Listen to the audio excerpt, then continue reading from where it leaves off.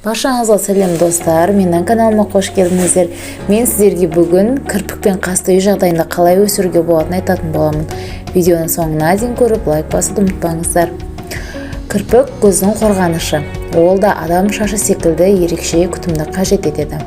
Кірпік көздің саулығы үшін ғана қажет емес. Ол әйел затының ажары, сұлулығының бір бөлшегі. Кірпіктің түсуі табиғи құбылыс.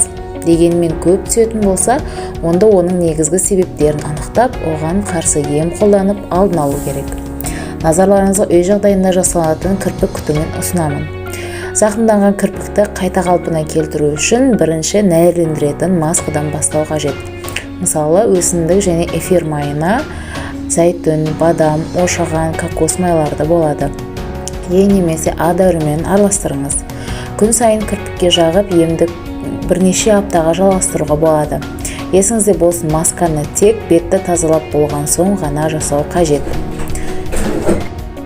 Кірпікті жасанды жолмен ұзартқаннан кейін кірпікке ерекше күтім қажет. Себебі химиялық заттар кірпіктің тез түсуі мен сынғыштығына алып келеді. Сол себепті майсына майын күнара қолданудан әдетке айналдырыңыз. Бадам майы кірпіктің түсуін тежеп, өсу мүмкіндігін арттырады. Ошаған майы кірпіктің түбін нығайтады.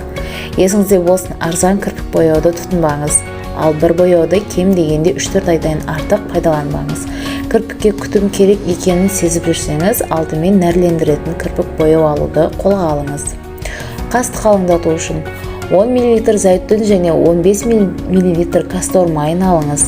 Екеуін жақсылап араластырып дайын болған қоспаға қастың көлемінде етіп кесіп алынған дәкені малып алыңыз. Бұл тампонды мұқият қастың үстіне қойыңыз. Қалғанын кейінде пайдалану үшін қараңғы, құрғақ жерде сақтаңыз. Ұзақ уақыт бойы құрамы өзгермейді. Қорықпай таусылғанша қолдана беруіңізге болады. Пайдаланар алдында ыдысты шайқап алғаныңыз жөн. Шабдалы, жержаңғақ, бадам майымен компресс жасау. Осы аталған 3 түрлі майды жеке өзін немесе бірдей көлемде араластырып, қасыңызға компресс жасасаңыз, қасыңыз жылтыр, қалың болып өседі. Ол үшін майды ысытып, дәкеден тампон жасап алыңыз да, ысықтау майға батырып, қасыңыздың үстіне мұқият қойыңыз. Оның үстінен пергамент қағазын қойып, дәкемен басыңызды айналдыра таңып қойыңыз. Бұл компрессті 15 минуттан кем ұстамаңыз. Достар, осымен видеоның соңына да келіп жеттік. Видео сіздерге ұнады деген ойдамын. Каналға тіркеліп, лайк басуды ұмытпаңыздар.